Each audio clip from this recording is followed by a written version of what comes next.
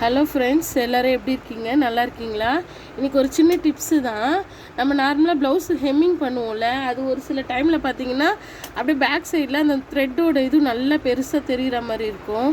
அதே மாதிரி இங்கே தைச்சிட்டு போகும்போது அந்த நூலில் ஒரு மாதிரி தொங்குற மாதிரி அப்படி இருக்கும். ஆனால் இந்த மெத்தடை ஃபாலோ பண்ணிங்கன்னா உங்களுக்கு பேக் சைடில் குட்டியாக தான் அந்த தைச்சது மாதிரியே தெரியாது.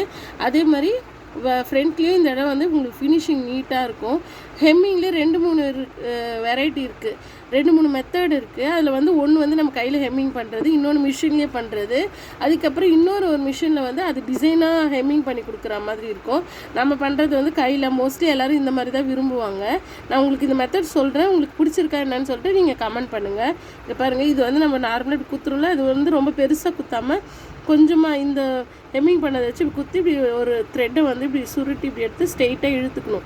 அப்போ வந்து இந்த இடம் நல்லா ஸ்ட்ராங்காக இருக்கும். இங்கே பார்த்திங்கன்னா தெரியும், இந்த இடம் ரொம்ப வந்து லூஸ் வராது.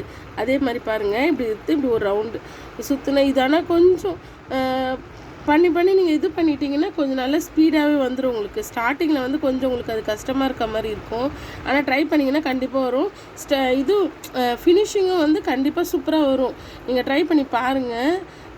நம்ம சேனலை சப்ஸ்கிரைப் பண்ணாதவங்க சப்ஸ்கிரைப் பண்ணுங்கள், லைக் பண்ணுங்கள், ஃபேமிலி ஃப்ரெண்ட்ஸுக்கு ஷேர் பண்ணுங்கள். Thank you friends.